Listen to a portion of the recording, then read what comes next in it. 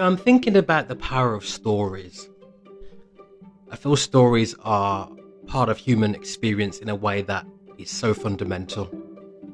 We understand everything through narrative, through story, whether it be the universe, the physics of reality, space, energy, matter, time, and even here on Earth, we think of reality in terms of we look at things like history and politics.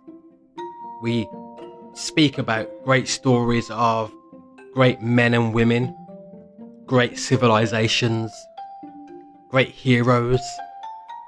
We speak of great technological breakthroughs and robots and computers and all the great vehicles, ships, boats, satellites, rockets that take us to the moon and beyond. All of these are told in the medium of story. And as we imagine great things are done, as we imagine great stories are told, I've always been a fan of story. I've always been a fan of great stories. The archetypes that we see play out. Some storytellers are very good at capturing these archetypes, and in do so they make a lot of money. You see profitable franchises like the Lord of the Rings come from great books. The Lord of the Rings books, the Silmarillion, the Hobbit, and the extended works of Tolkien. But also, there's so many great other projects out there. I'm a big fan of the science fiction genre as well, especially science fiction movies. But also, I'm getting into science fiction books as well. And one of those is a great author who does a collection of short stories. His name is Ted Chiang. I hope I'm pronouncing his surname correctly. He wrote a volume of books, well, a volume of short stories, should I say, which became collected as a volume and known as Stories of Your Life and Others, a book which I read probably about, first read it probably about maybe 5 years ago, maybe even slightly longer than that. And I've recently purchased the second volume, which I think if I'm correct was released in 2019, called EXHALATION. And so just started this book, and the first story is phenomenal. And so I want to share some of my thoughts and feelings about this new collection of short stories. I hope you enjoy.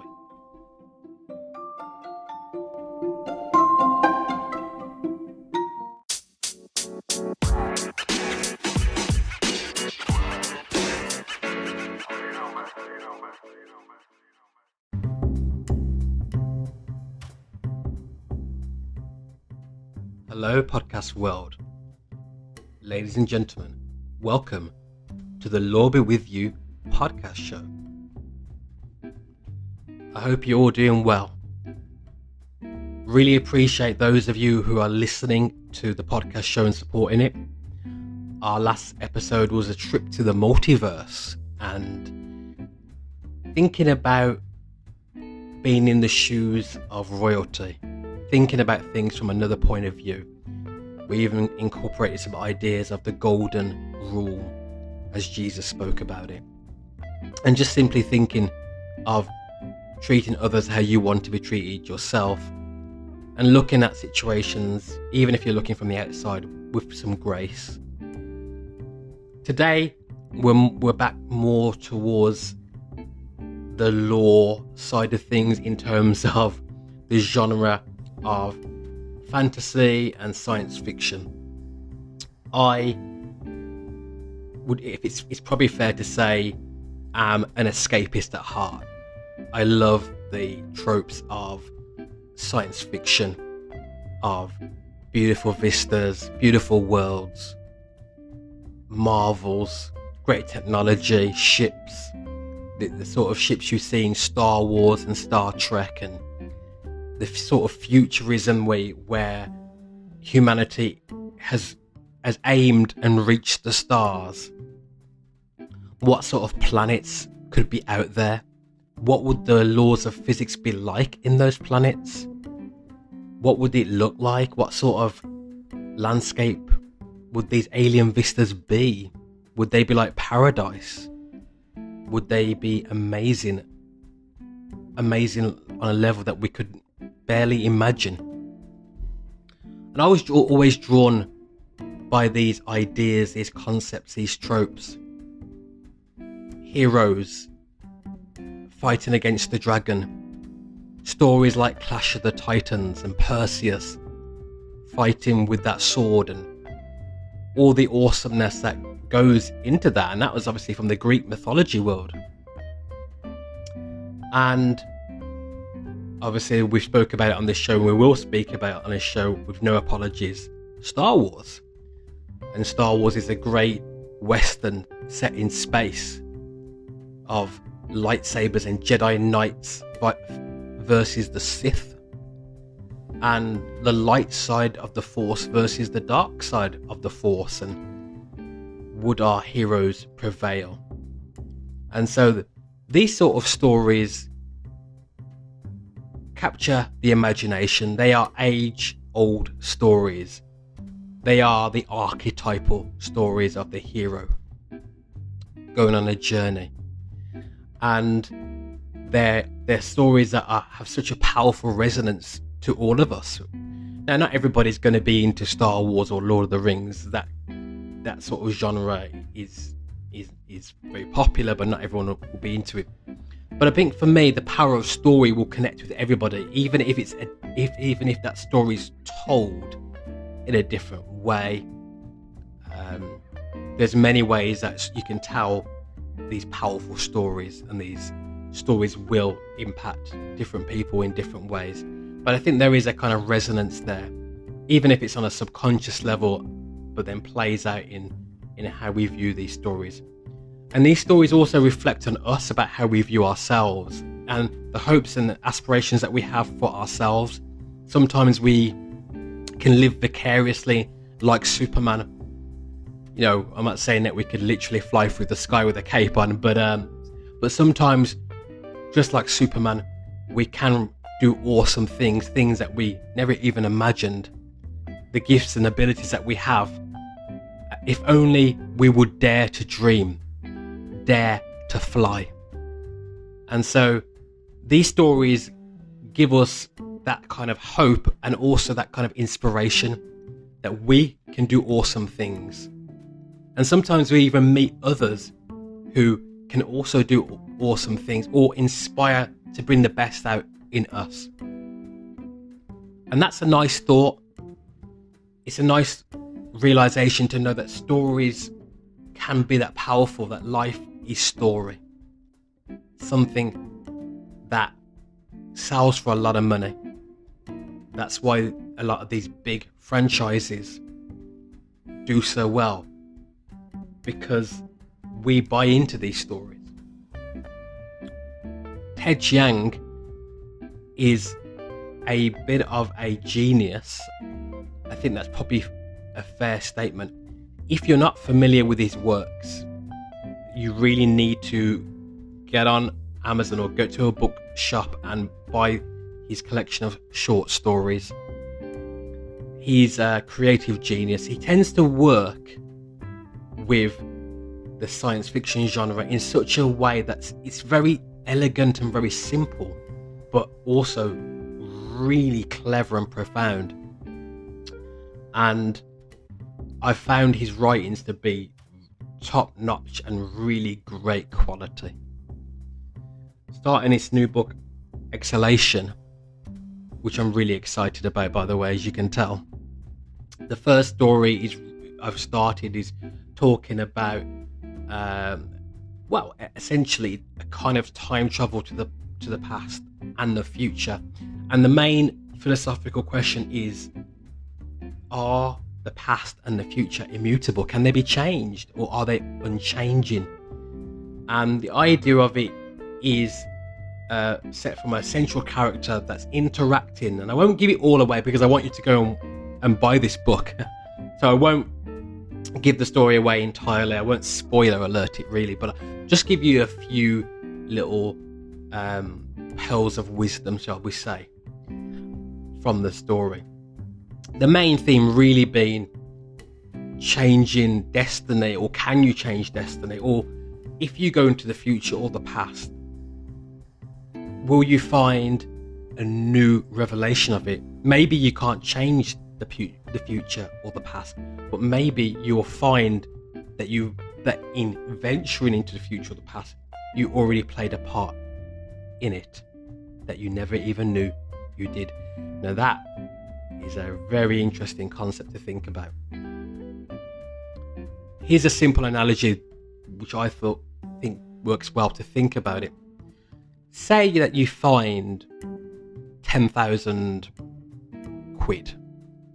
If you're American, it'd be dollars, or if you're from Europe, if you're from Denmark or Sweden or Norway, it would be euros.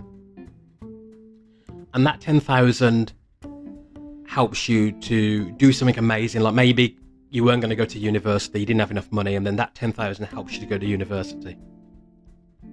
And you end up going to university and you end up doing amazing things. Maybe you go into cosmology and you end up coming up with some new laws of physics, or you end up proving the multiverse, or something really amazing, something out there.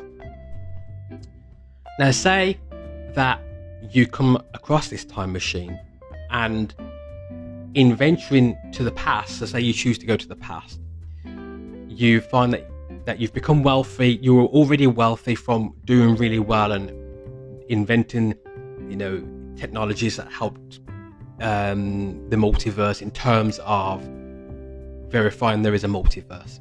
You go back to the past, and from that money, you give yourself £10,000 or 10,000, whatever it is, whether it's 10,000 euros or $10,000, whatever it is. You give yourself that money. You leave that money for yourself.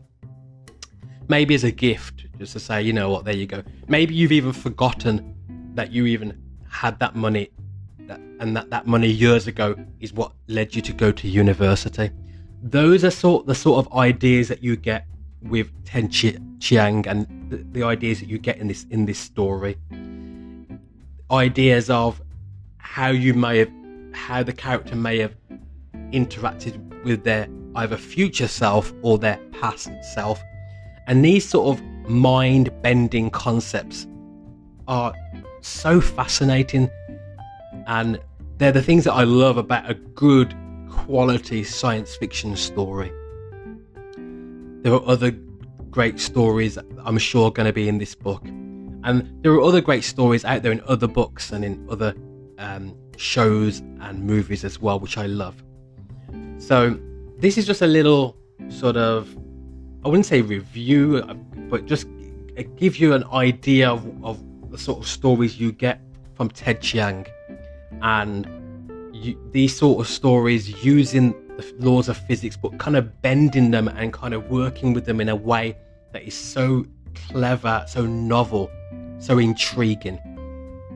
So I hope that this has whetted your appetite to go out and buy his books and look into this science fiction genre, and to realize the power of story, how stories can inspire and really take us to the heavens, fly us through the sky in powerful and awesome ways. I'm a big fan of Ted Chiang, and I would recommend that you get yourself a copy of his books.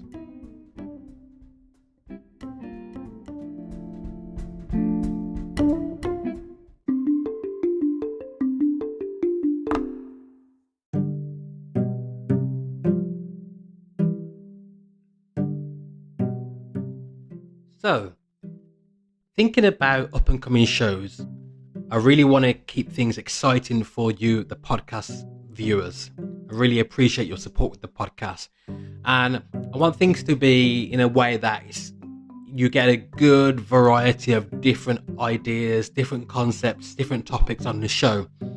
most of these sort of things that we will talk about are lore of science fiction or fantasy, ranging from the very weird and bizarre to tropes and archetypal heroes that we're used to, whether that be a Star Wars and a Luke Skywalker or Anakin Skywalker, whether that be a Superman, and we're talking about the Clark and Lois TV show, or the Superman and Lois TV show that's already out. Got some interesting episodes to talk about on that.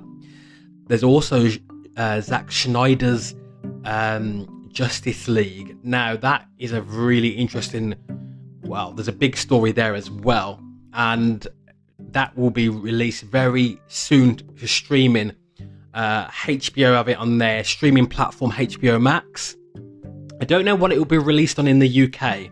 For all of you who are DC superhero fans of Superman and Batman, Wonder Woman, Aquaman and alike, there's a lot to go there as well. And obviously Flash is in it. Now Flash wasn't really a strong character from the original Joss Whedon version of the movie. Now there was a lot of changes made in the Joss Whedon version of that film, which was originally a Zack Snyder project. So it's interesting to see Zack Snyder's vision of the Justice League being realized. I think, if I'm correct, it's a 4-hour version of the film, but it's going to be in different segments. I think there'll be in 4 different segments, if I'm correct on that. And Zack's has gotten the opportunity to get his vision fully realized. I'm hearing reviews about it. Grace Randall, who is a very prominent YouTuber and film reviewer who has a lot of access with Warner Brothers, who are part of the HBO Max, they're basically the same company, has given early reviews on it and said it's amazing, and said from this, the executives at Warner Brothers are potentially thinking about action in a Justice League 2 and 3, and so there really is great excitement about this project, and it's going to be released very soon on the streaming platform in the next few weeks. So that will be something that I will be endeavoring to talk about on the podcast show as well. Also, I will continue to be giving you some flavors from this Ted Chiang book and any of these other short stories that really are inspirational in a way that you guys need to hear about as well. And there's other books that I've got lined up futuristically to talk about. Dune by Frank Herbert being one of them, but that's a bit of a more of a read, so that will be a bit that will be a book that we'll get to afterwards. There's also another book which is not a science fiction book, but is a future book talking about futurism and the future of humanity, by John Lennox, the famous and notable Christian apologist and mathematician from Oxford University. He's somebody who writes some very interesting books and engages in the contemporary culture about big topics. And his book is one I've started. His book is called 2084, Artificial Intelligence and the Future of Humanity. And John Lennox is a very knowledgeable man, very intellectual, and is a great storyteller as well. And so, there's lots of interesting things that I'm looking at to bring to you guys. Really appreciate your support with the podcast, and I want you to be entertained, but also educated and also inspired as well with some of these great ideas, some of these great storytelling, some of this great information that we have.